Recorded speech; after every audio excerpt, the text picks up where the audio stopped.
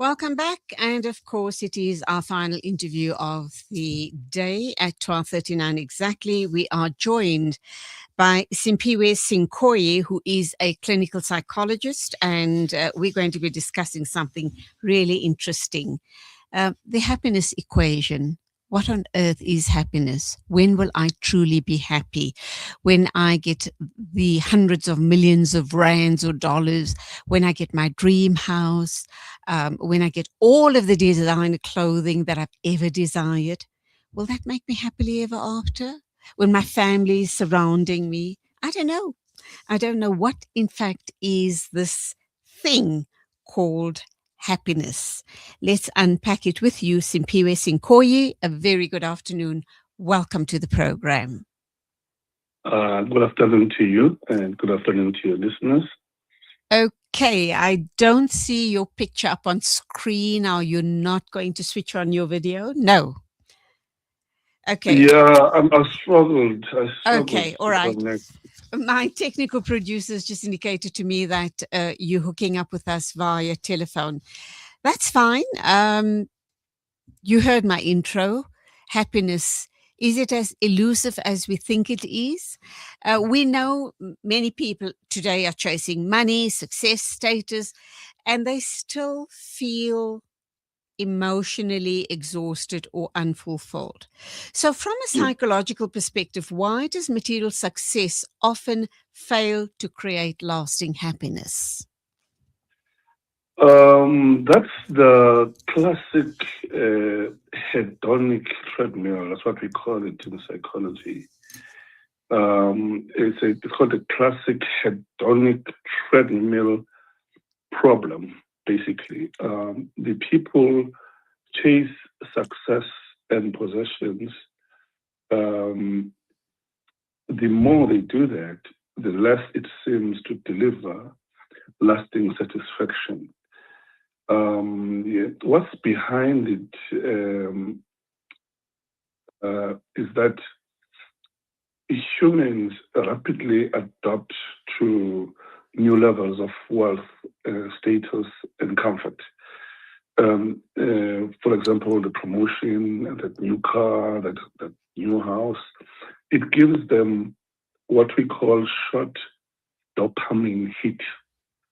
Dopamine is a hormone. It's like a hormone that gets released in our brain Mm-hmm. that gives us excitement. But for it to last, um, whatever it is that releases it has to last. Then psychologists call this the hedonic treadmill. You need to have the constant wins, like wins, for you to feel the same, for the release of dopamine to be constant. Do you understand? I suppose, Simpiwe, uh, it would probably be similar to a drug addict, wouldn't it? Who keeps Yeah. chasing that high to get that dopamine hit. And the more they're chasing the high, the more hooked they become. So, in a Absolutely. sense, that's where we're at. Absolutely. Absolutely. 100%. Now, you must remember that success and possessions are mostly extrinsic.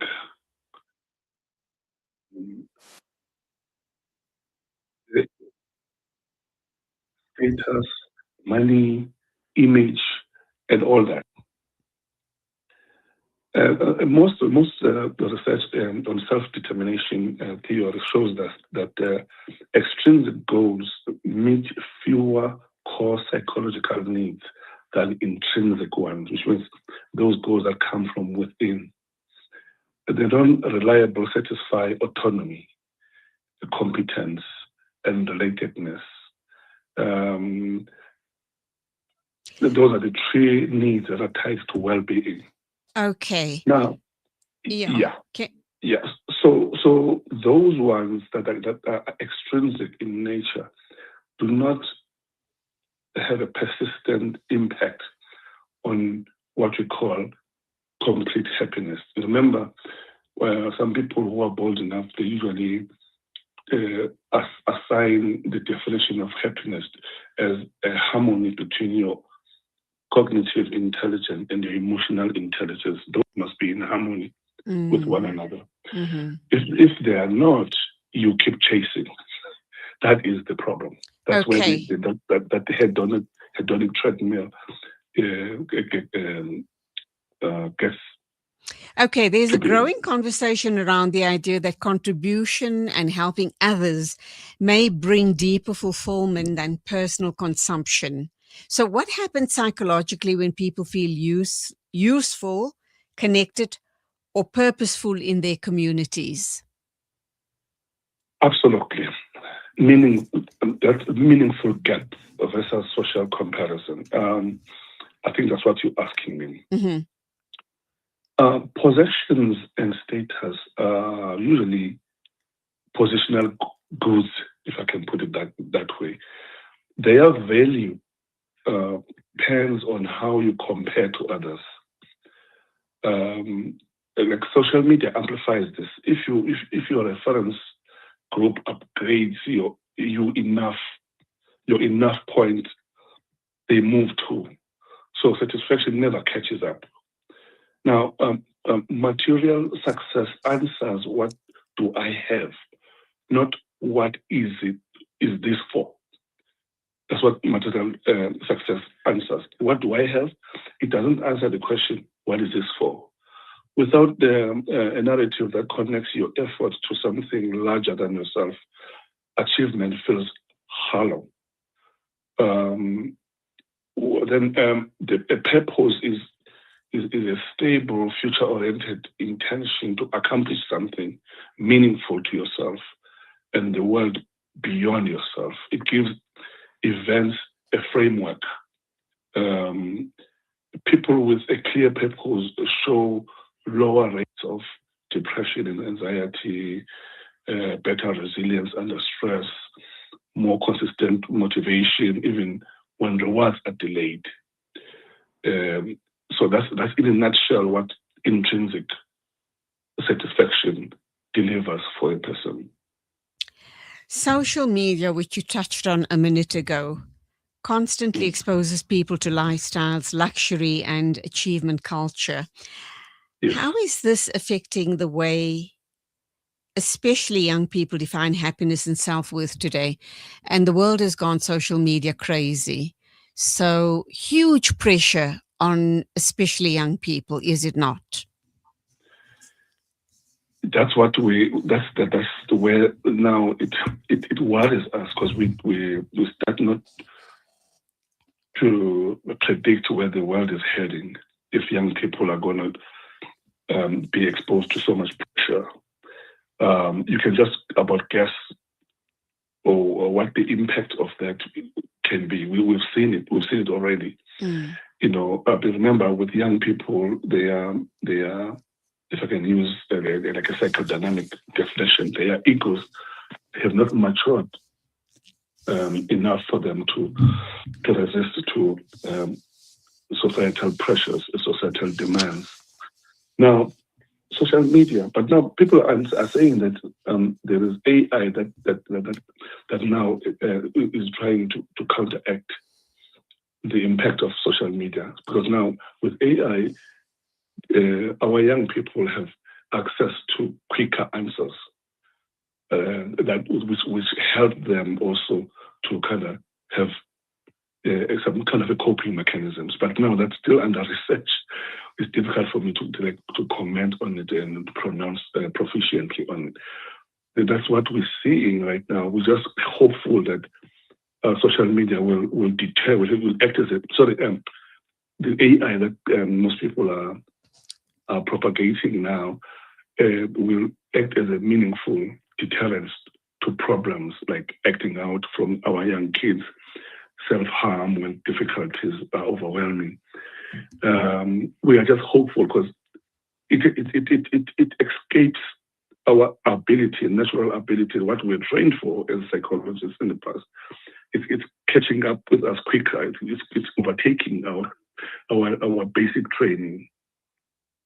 Okay, let's go for an ad break. When we come back, a few more questions regarding the happiness equation. Is happiness a state? Is it temporary?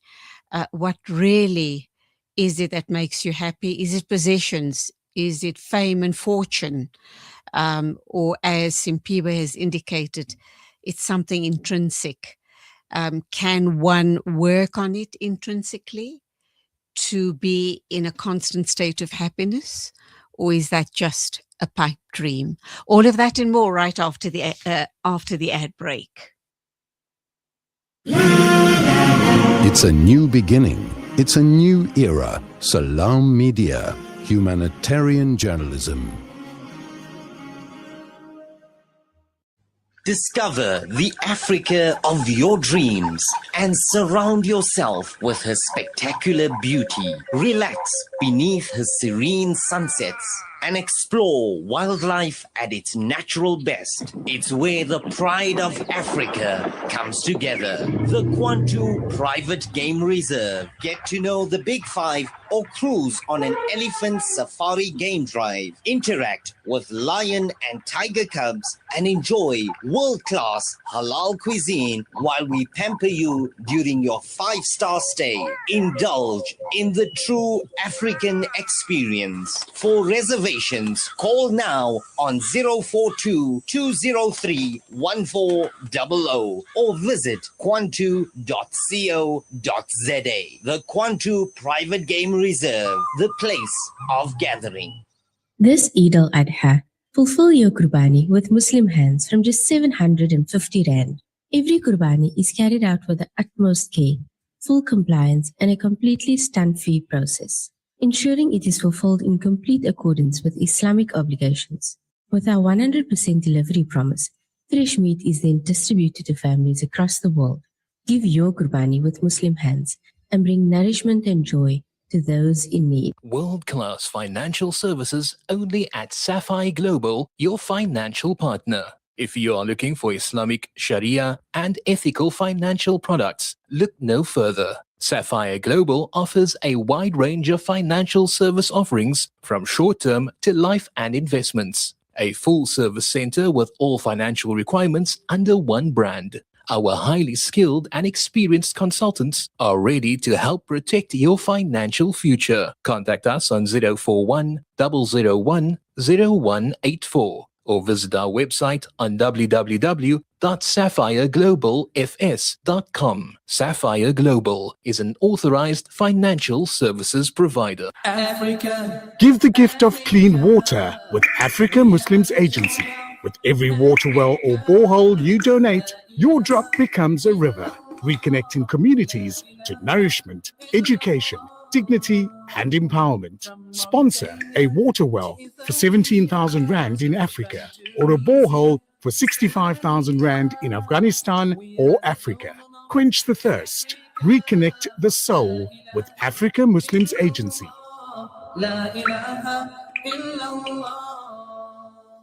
Elite Basmati, available throughout the Middle East and now for the very first time exclusive to South Africa, brought to you by Murchison Spice, Pietermaritzburg's most famous specialty store. Elite Basmati, available in aromatic white and golden cellar, is packaged in a world-class facility in India and is filled with wholesome goodness for your well-being. Elite Basmati rice by Murchison Spice. For trade inquiries, contact Mohammed on 033 387 2121. Murchison Spice. Breaking stereotypes, moving boundaries, joining hands. Salam Media.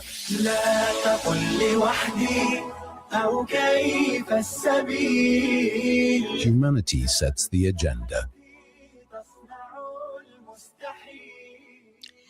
The time is 12:52. I'm talking with Simphiwe Sinkoyi. He is a clinical psychologist, and we're looking at the happiness equation. Simphiwe, when we look at the happiness equation, it's really about possessions, is it not? If I get my dream car, my dream job, my dream home, living in the dream suburb, going on overseas holidays, etc., etc., etc. But what about a relationship or relationships, does that get factored into the happiness equation as well? What about those relationships that don't work out? Does that cause a lot of unhappiness? And could that lead to states of depression? Brilliant question. I'm happy you asked that question. Remember that we are because our formidable experience. We are because of our past. Our past has contributed enormously into shaping our personalities. Now, it's either you are an extrovert or you're an introvert. And more so, in psychological terms, your personality most of the time can either act as putting you at risk of poor resilience, or act as a deterrence to possible psychological impacts from your community. Now, and I needed to give you that background first before I answer you fully. Some people are more resilient than others based on how their egos matured, so that they can contribute towards resilience. And others, if maybe someone had been exposed to enormous amount of neglect, abuse, and all that, and at an early age, when their innermost intertexture was not well developed, then they become more susceptible and prone to impact from the environment, further psychological impacts from the environment. It's like a weak immune system. You are susceptible to diseases. It's a similar thing.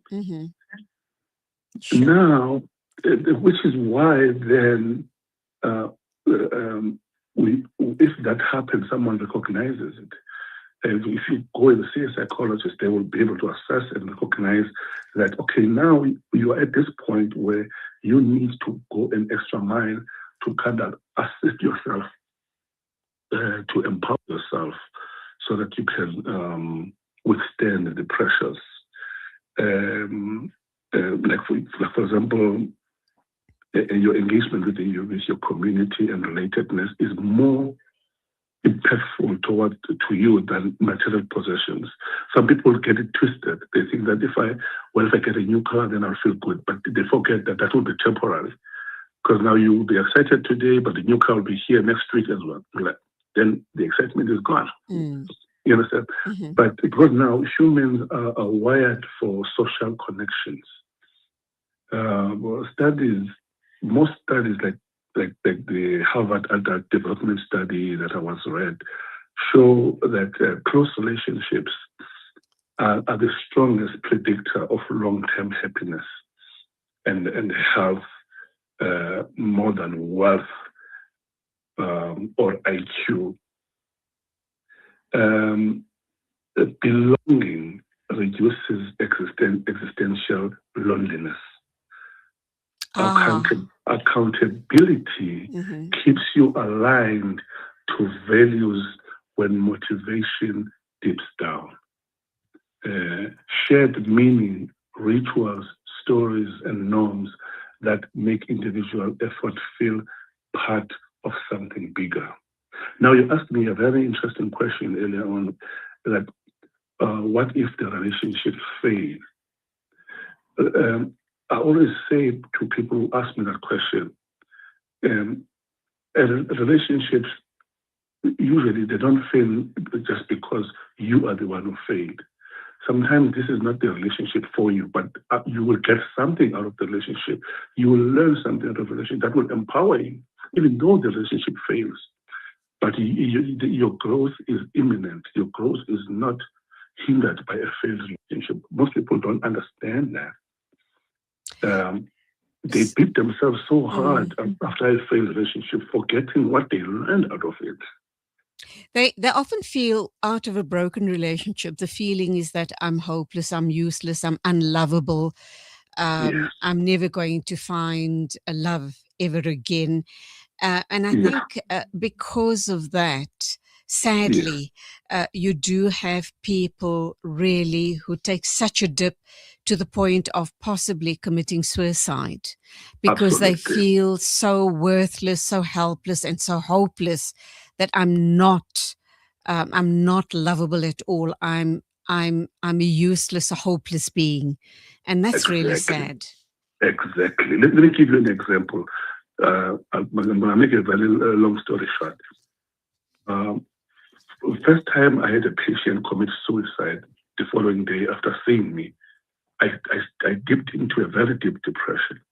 Do you know what lifted me from that depression? Was a therapist that told me that showed me how the patient uh, respected me.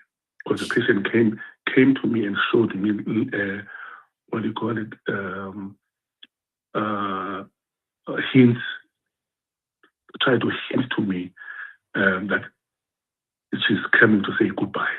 Oh, Now my therapist was saying, if a patient does not respect you, they won't do that. mm-hmm. Most patients, they don't come to you for you to stop them from committing suicide. They come for you so that they can find peace in their decision to do Oh, that. my. So you have contributed something. So you, of course, you feel like a failure if they commit suicide, but you don't see what the value of your input into their short lives, if I can put it like that. So that's what helped me to understand my job better. Sometimes we contribute something of value, even in relationships. Even if the relationship fails, your contribution to it is enormous, is impeccable.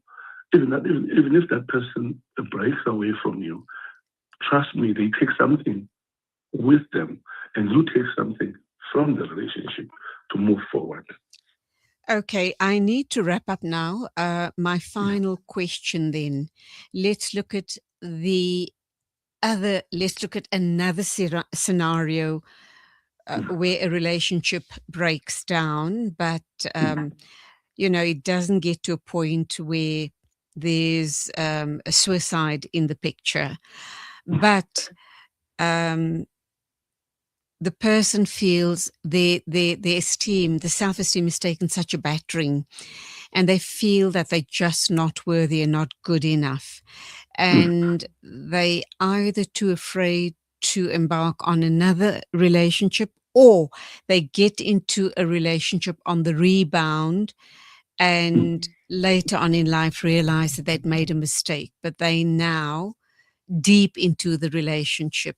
They're just going to have to live with it, or perhaps make a decision and say, I need to move away from this person or this relationship. Yeah, that is why therapy is important, because some things you cannot. It's difficult for you to access that level of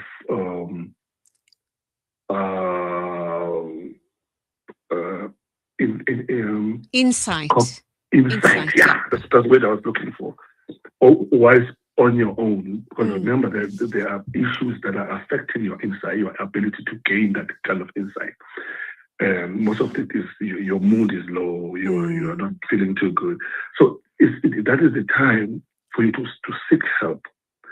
And because now the help is going to help you, so it's going to assist you develop that insight and contribute enormously on your better judgment.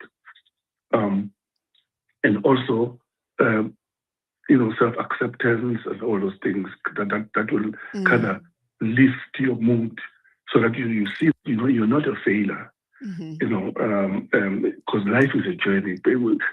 Remember, depression sometimes kind of steers us in a direction that towards self-destruction. But if you seek help, then you'll be able to engage with someone who's non-judgmental, who's got training in what they're doing, and then help you. Like this is a perfect example of what I was just giving you after my patient committed suicide. There's no way I was going to be able to reach that level of insight on my own. I'll probably leave the profession feeling that I failed. You understand? If I continued to entertain those negative thoughts. Okay, Simphiwe, I'd like to talk with you again sometime in the near future, and I want to talk to you about how to switch off negative thoughts, how to start being a more positive and grateful person, someone who lives in gratitude all the time. But let's leave that for another time. It was lovely talking with you. Take care and God bless. God bless you too. Thank you. God bless you. Thank you. That's where we leave it. It's 1:04. Time for me to wrap up. Thank you for your company. You and I will be back again next Monday on News and Views. Till then, take care, stay safe, and lots of love. From me, Julie Ali.